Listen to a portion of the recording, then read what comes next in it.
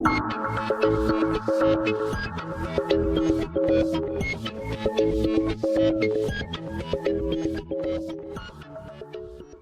नियम खुद तय करने चाहिए, जबकि ओशो का मानना था कि वास्तविक स्वतंत्रता जीवन के साथ बहने में है। विषय है कि दार्शनिकों का यह सदन जीवन जीने की पद्धति के रूप में ओशो के विचार को नीचे के विचार से अधिक महत्वपूर्ण मानता है। और इसी के साथ शुरू करते हैं। 3, 2, 1। सदन की गरिमा को मेरा नमन। मैं नेता पक्ष, विषय के पुरजोर पक्ष में।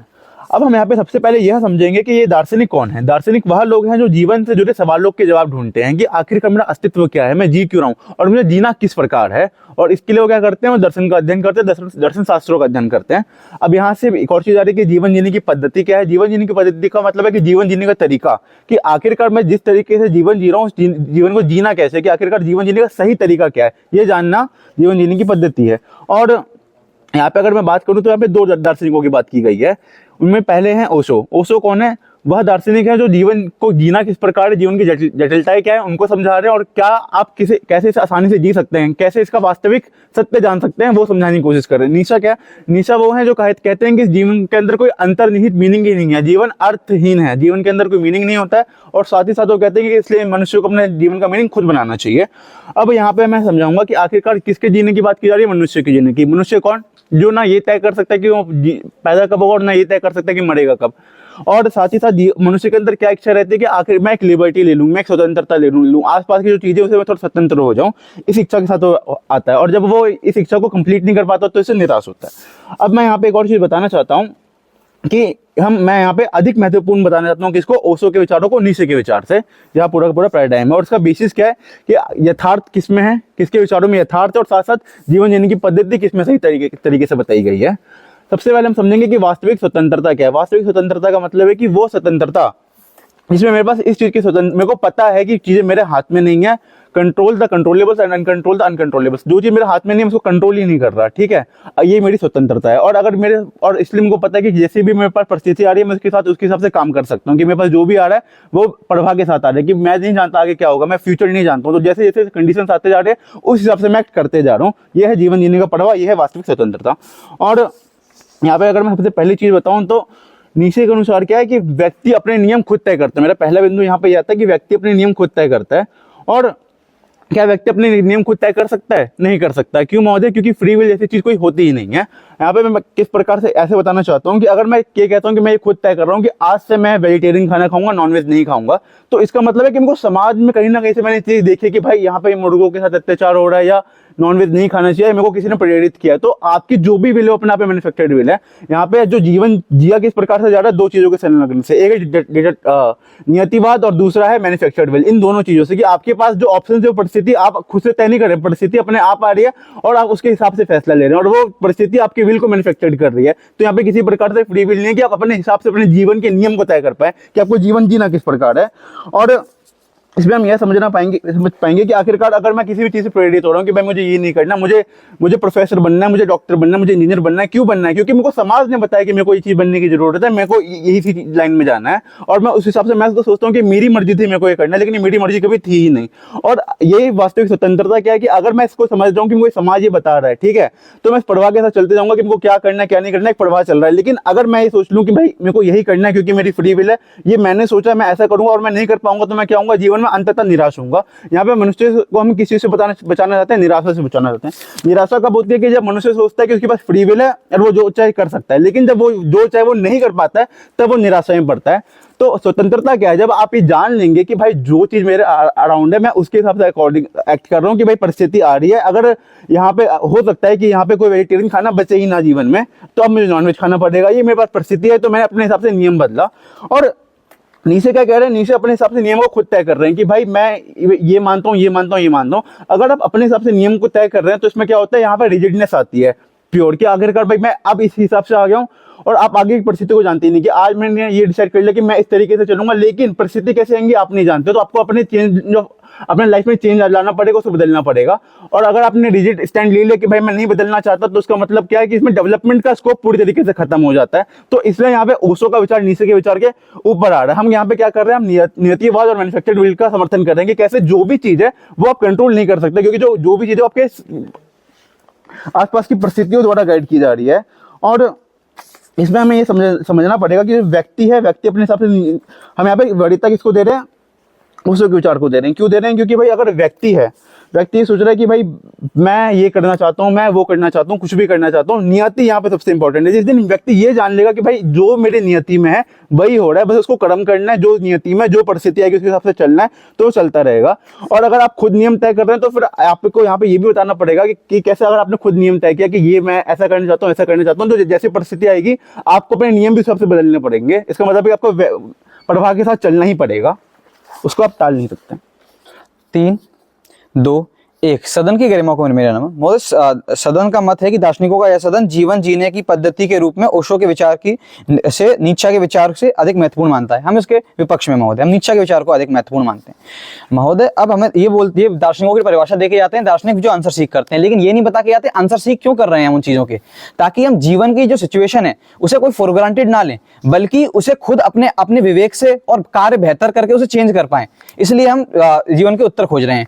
और महोदय, और हमारा जो गोल होगा वो समाज को प्रोग्रेसिव बनाना, ऑपरेशन कम करना, इनोवेशन करना और न्यू आइडियाज को प्रमोट करना, और समाज में डिबेट और डिस्कशन की परंपरा को प्रमोट करना, ताकि होता रहे। ये हमारा गोल होगा उसका। और महोदय, जीवन जीने की पद्धति क्या है महोदय? ये उसे बता के जाते हैं कि जीवन जीने की पद्धति, जीवन जीने का तरीका, इससे कुछ सिग्निफाई नहीं होता महोदय। जीवन जीने की पद्धति का मायने है कि उस जीवन जीने की आपकी अप्रोच, आपका आउटलुक, आपके एक्शंस आपके जीवन को लेके वो होंगे आपकी जीवन जीने की पद्धति।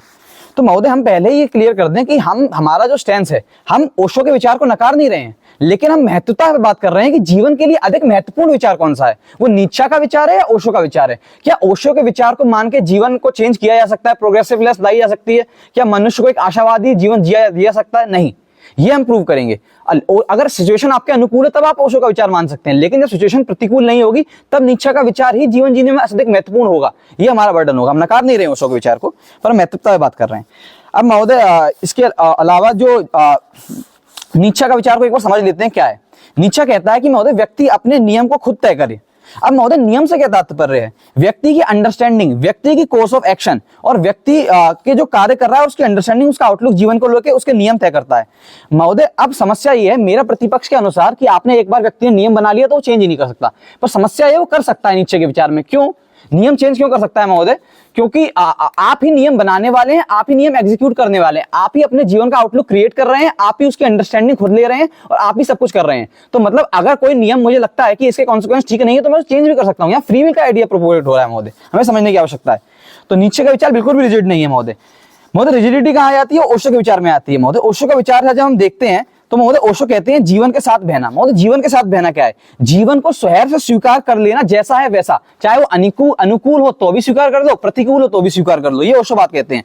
उसके साथ जो आपकी यथास्थिति है, कोई व्यक्ति गरीब है वो अपने आप को गरीब मान ले कि उसके जीवन का सत्य उसी के साथ बहते रहे। ये है महोदय ओशो का विचार। मतलब ये जीवन की यथास्थिति जैसी दी गई है, प्रतिकूल अनुकूल स्वीकार कर लेना। अब महोदय, एक आप समझते हैं कि व्यक्ति कैसा नेचर क्या होता है? व्यक्ति रेशनल बीइंग होता है, वो चीजों के प्रोज और कॉन्स जानता है, वो एक्शंस के कॉन्सिक्वेंसेस समझता है और फिर निर्णय करता है। व्यक्ति एक रेशनल बीइंग है। अब महोदय, मेरे प्रतिपक्ष पे आता हूं। महोदय, मेरे प्रतिपक्ष की समस्या है, वो कहता है पृथ्वी फ्री विल एग्जिस्ट नहीं करती। हमारी डिबेट यहाँ फ्री विल के एग्जिस्टेंस पे नहीं है, हमारी डिबेट है आइडिया ऑफ फ्री विल कितना इंपॉर्टेंट है और वो कहां से आ रहा है। क्या बिना आइडिया ऑफ फ्री विल के ह्यूमन सोसाइटी चलाई जा सकती है? वो सवाल है। अगर इनका बात मान ले और फ्री विल नकार दे संसार से, हम आइडिया ऑफ फ्री विल को भी हटा दें, जो कि नीचे के विचार में और ओशो के विचार में डिटरमिनिस्टिक है, खुद मान के जाते हैं कि ओशो का विचार डिटरमिनिस्टिक है, तो क्या होगा महोदय? जस्टिस सिस्टम किस पे अकाउंटेबल होता है? जस्टिस सिस्टम मानता है कि आप अपने एक्शंस खुद कर रहे हैं, वो जस्टिस सिस्टम खत्म हो जाएगा अपने आप में। अगर आप इनकी बात मान लें और फ्री विल का आइडिया हटा दे समाज से, तो क्या होगा? मैंने तो किया नहीं, मैन्युफैक्चर विल थी, मेरी किस्मत मेरी यथास्थिति ऐसी थी, मैं चेंज नहीं कर सकता था, मैं जीवन का आउटलुक अपना समझ नहीं सकता था, इसलिए हो गया। तो मैं अल्टीमेटली दोषी नहीं हूं अपने लिए, तो कोर्ट तो कभी किसी को सजा ही नहीं दे सकता इस मामले में। और मैं अपने एक्शंस के लिए खुद को अकाउंटेबल भी नहीं मानूंगा, मैं अपनी यथास्थिति को अकाउंटेबल मानूंगा। तो मोरालिटी समाज की बिल्कुल खत्म हो जाएगी, समाज में एक नैतिकता खत्म हो जाएगी। लोग अपने एक्शंस को केवल मैन्युफैक्चर्ड और डिटरमिनिज्म, नियति जैसी चीजों छुपा लेंगे ओशो का विचार मान के। इस कारण हम कह रहे हैं कि इंसानी जीवन जीने के लिए बिल्कुल नीचे का विचार इंपॉर्टेंट है और वही विचार आदमी को एक आशावान चीज देता है। अब महोदय, उसके अलावा एक बार इसके अलावा महोदय, ये मेरे एक कॉन्ट्राडिक्शन करके आते हैं। ये बोलते हैं वास्तविक स्वतंत्रता है कंट्रोल द कंट्रोलेबल। अब महोदय कंट्रोल द कंट्रोलेबल की जब आप बात कर रहे हैं तो कंट्रोलेबल चीज मान लीजिए समाज में आप मान के जा रहे हैं बहुत सारी चीजें आपके कंट्रोलेबल में है महोदय। एक तरफ ये कह रहे हैं डिटर्मिनिज्म है, एक तरफ कंट्रोल द कंट्रोल। महोदय दो बातें समझिएगा, इनकी दो लाइनों इनकी गौर कीजिएगा। एक तरफ कह रहे हैं कंट्रोल द कंट्रोलेबल, जो कंट्रोल में किया जा सकता है उसे कंट्रोल कर लो। आपकी गरीबी चेंज कर सकते हो, मेरे ऊपर शोषण हो रहा है मैं उसे चेंज कर सकता हूं, कर लो। एक तरफ डिटर्मिनिज्म, कुछ कर नहीं सकते, चीजें अपने आप से होती हैं। दो कॉन्ट्राडिक्टरी विचार को साफ साफ लेके चल रहे हैं और स्वतंत्रता को स्वयं कंट्रोल द कंट्रोलेबल बता के नीचे का विचार बता के जा रहे हैं और ये नहीं बता पा रहे कि ओशो के विचार में कैसे कंट्रोल द कंट्रोलेबल आ रहा है, डिटर्मिनिज्म आ रहा है, वो कैसे हो पा रहा है कंट्रोल द कंट्रोलेबल। जीवन की जो चीजें हैं आप मृत्यु को नहीं डाल सकते, पर जीवन में बहुत सी चीजें हैं जिन्हें आप कंट्रोल कर सकते हैं। वो नीचे का विचार आपको सिखाता है, जो चीजें आपके हक में है, जो आपका पर्सपेक्टिव है लाइफ को लेकर, आपका विवेक है, वो आप डेवलप कीजिए। उसके अलावा महोदय हमारा अगला जो महोदय इस आर्गुमेंट होगा हमारा पैसिवनेस को लेके। जो ओशो का विचार है, व्यक्ति को अपने जीवन का कंट्रोलर नहीं मानता, वो बोलता है कि जैसा जीवन दिया गया है वैसा स्वीकार कर लो। तो उससे क्या हो रहा है महोदय, नाइलिज्म में जा रहा है व्यक्ति, निराशावाद में जा रहा है, वो पैसिवनेस में जा रहा है। निराशावाद में क्यों? क्योंकि मैं गरीब हूं, मेरा शोषण हो रहा है, मैं अपनी स्थिति ऐसे ही मान लूं, तो इस कारण निराशावाद। और हमारा विचार उसे एक्टिवनेस की ओर लेके जा रहा है, व्यक्ति को एक आशा दे रहा है कि तुम चेंज कर सकते हो चीजों को अपने हिसाब से, जीवन को समझ के, अपनी अंडरस्टैंडिंग और सोशल प्रोग्रेस में महोदय हमारा विचार करता है। धन्यवाद। देखा इनका मेन बिंदु क्या आ रहा है यहाँ पे, इनका मेन बिंदु ये है कि नियम अगर खुद तय कर रहा है व्यक्ति तो इसमें स्कोप है कि उसकी अंडरस्टैंडिंग बदलेगी, आउटलुक बदलेगा तो नियम चेंज कर सकता है। अब महोदय यहीं पे हमारा भार स्थापित कर रहे हैं किस प्रकार से ओशो क्या कह रहे हैं कि आप जीवन के साथ, जीवन के प्रवाह के साथ जी रहे हैं, उसके साथ आप कार्य करें। यानी कि इंडिया अंडरस्टैंडिंग जो चेंज हुई वो भी उसके अंदर ही आ गया। यानी कि अगर ये अंडरस्टैंडिंग इनकी चेंज हो रही है, इनका जो आउटलुक चेंज हो रहा है, उसके बाद ये नियम अगर तय कर भी रहे हैं, यानी कि ओशो के विचार को यहाँ पे स्थापित करके जा रहे हैं कि आप जीवन के साथ जो स्थितियां आई उसके अनुसार आपने अपने कार्य करें, उसके अनुसार अपने जीवन जिए। तो यहां से ये हमारे भार स्थापित करके जा रहे हैं। दूसरी बात महोदय यहां पे समझना पड़ेगा, ये बोल रहे हैं जीवन जीने के लिए अप्रोच की आवश्यकता होती है और अप्रोच और इनके जो विचार है, निश्चय के विचार में प्रोग्रेसिवनेस आएगी, आशावादी आएगी। बिल्कुल नहीं आएगी महोदय, क्योंकि हमारे में हमने कैसे बताया, हमारे भार में क्या था कि आपके पास क्या आ रहा है। जैसे कंट्रोल द कंट्रोलेबल्स की बात कर रहे हैं, आप जब भी कोई डिसीजन ले रहे हैं, आपके पास, जैसे मेरे नेता भी कहे कि आपके पास चॉइसेस क्या थी, नॉनवेज खाओ या वेज खाओ, लेकिन उसके अंदर आप किस चीज से इन्फ्लुएंस हुए, मैन्युफैक्चर्ड विल किस प्रकार आई कि अगर आप कोई एक्शन ले रहे हैं तो उसमें आपके परिस्थिति क्या थी, आपने सोचा क्या कि समाज में इस चीज को ये बताया गया है तो चलो मैं इसके साथ चल देता हूं। आपके पास ऐसा नहीं, आपके पास ऑप्शंस की कमी है, आपके पास ऑप्शंस वहां पे भी थे। तो हम ये नहीं कह रहे हैं कि आपके पास ऑप्शंस नहीं रहेंगे, आपके पास अप्रोच के अंदर हमेशा ऑप्शंस रहेंगे। तीसरी बात महोदय ये बोल रहे हैं कि हम सीख क्या कर रहे हैं दार्शनिक होने के अनुसार, न्यू आइडिया प्रमोट करना। अब महोदय हमारा जो आइडिया है, हमने जैसे बताया, जो ओशो के विचार हैं उससे कैसे यहाँ पे आशावादी आ रही है, वो इस प्रकार आ रही है कि जब मनुष्य ये बात जान रहे हैं कि किस प्रकार से फ्री विल है नहीं, यहाँ पे फ्री विल के साथ साथ हमारे साथ क्या हो रहा है, हम अपनी परिस्थितियों के अनुसार एक्शंस ले रहे हैं और अपनी परिस्थितियों के अनुसार हम जीवन जी रहे हैं। ऐसे में क्या आ रहा है महोदय, अगर ये परिस्थिति वाला पॉइंट यहाँ पे आता है तो परिस्थिति आपकी कैसी है, आपकी जो परिस्थितियां हैं उनके साथ आप देख रहे हैं कि आपको ये उस चीज, बाद में आपको आत्मग्लानि नहीं होगी कि अरे ये तो मेरी फ्री विल थी, उसके बाद ये सारी चीजें हो गई। आपको पता है कि आपके पास ऑप्शंस थे, आपने उसमें से एक ऑप्शन को चूज कर लिया। वो भी किस लिए चूज करा, यहाँ पे प्रतिपक्ष ये कह सकता है कि आपने चूज कर लिया तो मतलब आपकी फ्री विल आ गई। आपने चूज भी करा क्योंकि आपकी मैन्युफैक्चर्ड विल थी वहां पे, क्योंकि आप इन्फ्लुएंस हुए थे बाहर से, इसलिए आपने डिसीजन लिया। हम ये नहीं कह रहे कि डिसीजन लेने का मतलब फ्री विल नहीं है, डिसीजन आपने लिया, वहां पे मैन्युफैक्चर्ड विल आई क्योंकि आपने वो डिसीजन भी इन्फ्लुएंस होकर लिया। तो वो डिसीजन ले लिया आपने, तो ऐसे में क्या होगा, आपके पास आत्मग्लानि नहीं आएगी उस समय, क्योंकि अगर आप फ्री विल का सोच के चलेंगे तो बिल्कुल आएगी। तो यहाँ से आशावादी नहीं, निराशावादी हो जाएंगे इनके विचार में। तीसरी बात महोदय यहाँ पे समझ लेते हैं, ये जस्टिस सिस्टम की बात करते हैं कि जस्टिस सिस्टम जो है, ऐसे तो किसी को भी यहाँ पे न्याय नहीं मिलेगा, सब यहाँ पे क्राइम करते रहेंगे। अब यहाँ पे समझने की आवश्यकता है कि अगर इनके अनुसार व्यक्ति अपने नियम तय कर रहा है, यानी कि व्यक्ति अपने मूल्य तय कर रहा है। अब किसी के मूल्य हो सकते हैं मैं मर्डर करूंगा, किसी के मूल्य हो सकते हैं मैं अलग अलग हिंसा करूंगा। तो ऐसे में क्या हो रहा है, अगर हर व्यक्ति अपने अपने नियम तय कर रहा है तो इनके में तो और ज्यादा प्रॉब्लम है, इनके में क्या है, इनके में क्राइम ज्यादा बढ़ रहा है। लेकिन अब महोदय यहाँ पे ये हमारा बिंदु जो कह के गए थे, अगर हर व्यक्ति ये कह दे कि नहीं ये तो मेरी फ्री विल थी नहीं, ऐसा महोदय यहाँ पे हम नहीं कह रहे। हम ये कह रहे हैं कि भले ही अगर आप ये भी कह रहे हैं कि आप जो यथास्थिति थी उसके अनुसार आपने कर दिया, लेकिन अब उसमें एक व्यक्ति के जीवन को देखना पड़ेगा कि व्यक्ति किस सामाजिक परिप्रेक्ष्य से आया है,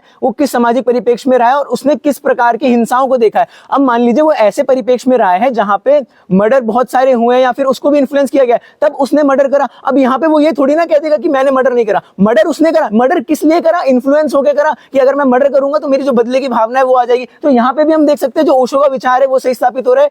अब ये नहीं कह सकते कि वहां पे उसने फ्री विल से करा, उसने महोदय करा तो उसने करा तो उस मैन्युफैक्चर्ड होकर ही करा ना, उसकी यहाँ पे विल तो थी नहीं, उसने अपनी यथास्थिति के अनुसार जब करा। और महोदय ये तय है कि आपने क्राइम किया तो ये भी तय है कि सजा भी मिलेगी। अगर ये भी आपने तय कर लिया तो सजा तो आपको मिलेगी, तो मतलब मनुष्य को भी ये पता है कि सजा मिलेगी। तो महोदय ऐसे तो बोल नहीं सकता कि नहीं, मैं ये नहीं कह सकता। और दूसरी बात महोदय, ये बोल रहे हैं कि कंट्रोल द कंट्रोलेबल्स की बात, जिसको मैं बता चुका हूं कि कंट्रोल द कंट्रोलेबल्स के अंदर आपके पास कंट्रोलेबल्स क्या है? आपके पास कंट्रोलेबल्स ये हैं कि आप जब अपना जीवन जी रहे हैं तो आपके पास ऐसा तो नहीं है कि आपके पास हमेशा एक रास्ता होता है, आपके पास बहुत सारे अनेक रास्ते होते हैं। उसमें आप किसी भी रास्ते के पास जा रहे हैं, उसमें आपको पता है कि आपके विचार उसमें क्या है, कि आप उस रास्ते को क्यों चुन रहे हैं, आप उसमें रास्ते से किस चीज से इन्फ्लुएंस हुए हैं। तो उसमें आप जब कंट्रोल ले पाएंगे, क्योंकि आपको ये पता है कि कोई भी चीज मेरे लिए नहीं है, हर चीज का एक सिग्निफिकेंस है या फिर नियति के अनुसार ये चीजें तय हो रही हैं। तो ऐसे में क्या हो रहा है, उस चीज का कंट्रोल ले तो वास्तविक स्वतंत्रता आ रही है। ये एक्टिवनेस और पैसिवनेस की बात कर रहे हैं कि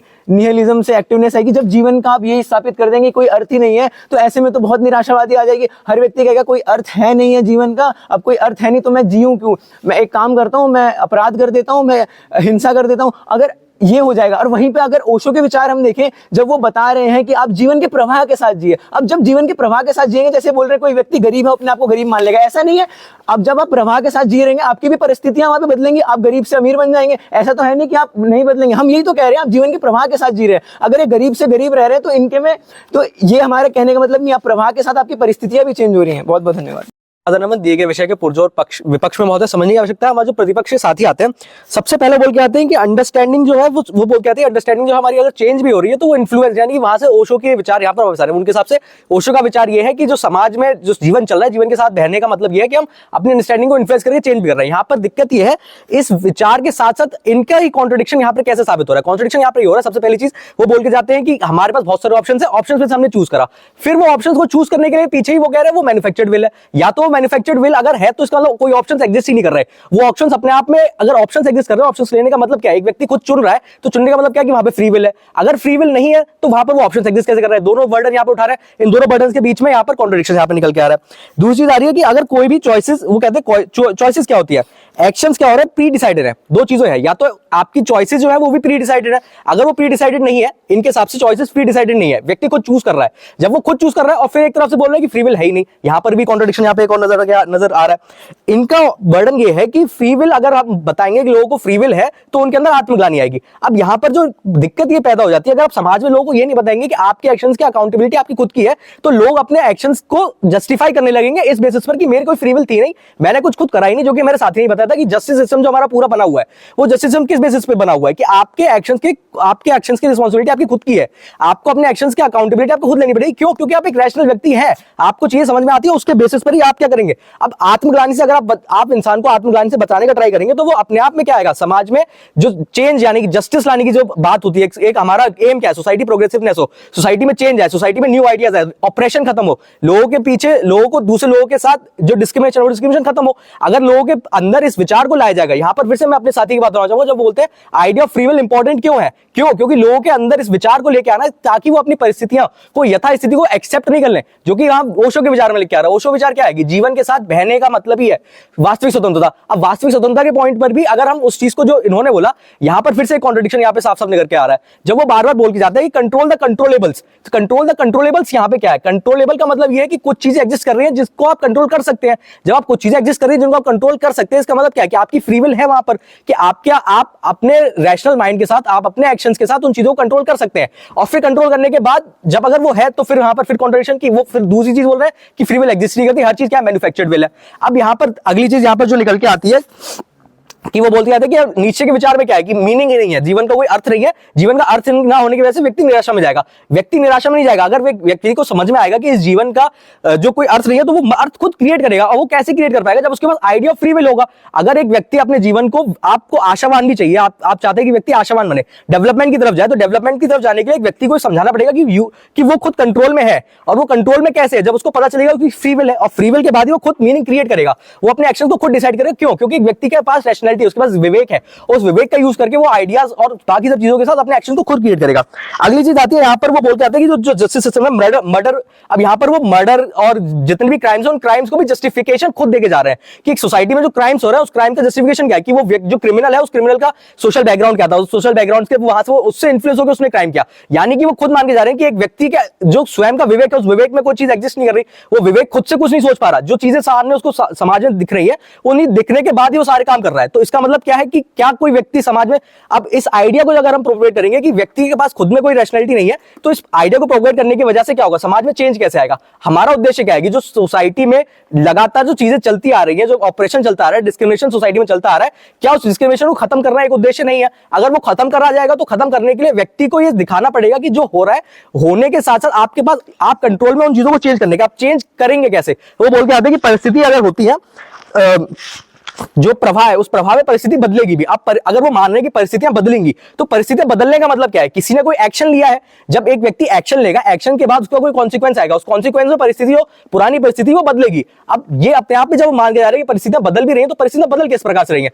परिस्थितियां बदलने का मतलब क्या है कि परिस्थितियां बदलने का मतलब यह है कि वो अपने आप में एक किसी ना किसी व्यक्ति के एक्शंस के बाद उस एक्शन के कॉन्सिक्वेंसेस के फॉर्म में उस परिस्थिति को बदला जाएगा। उदाहरण के तौर पर जब हम समझने की बात करते हैं, जब वो बोल के जाते हैं कि अगर जो उन्होंने दिया नॉन वेज और वेज का उदाहरण दिया या मर्डर का कॉन्सिक्वेंस की, हाँ, इंपॉर्टेंस बरकरार रखेगी। अब यहाँ पर इंपॉर्टेंस किस चीज की है, मेन चीज यहाँ पर महत्वपूर्णता की बात है। जीवन जीने की पद्धति में जो हमने अपना बर्डन हमारे साथी ने बताया था, सोशल प्रोग्रेस कैसे आएगी, सोशल चेंज कैसे लाएंगे, समाज में डेवलपमेंट कैसे लाएगा, जस्टिस सिस्टम एग्जिस्ट कैसे करेगा, वो सब चीजें कहां पे आएंगी। जब एक इसका कोर यहां पर ये आ रहा है कि एक व्यक्ति को जब ये आइडिया प्रोपोगेट किया जाएगा, हम दार्शनिक है, हम इस तरीके का आइडिया समाज में प्रोपोगेट करेंगे जिससे समाज में नए आइडियाज का इन्फ्लुएंस हो, इनोवेशन हो। नए आइडियाज के इनोवेशन से क्या आता है, सोसाइटी में चेंज आता है, रिग्रेसिवनेस खत्म होती है, रूढ़िवादिता खत्म होती है और इंपॉर्टेंस बरकरार रहती है उस समाज की और उन चीजों की सोसाइटी में एग्जिस्टेंस की। इसी के साथ मैं समझ रहा हूं। धन्यवाद।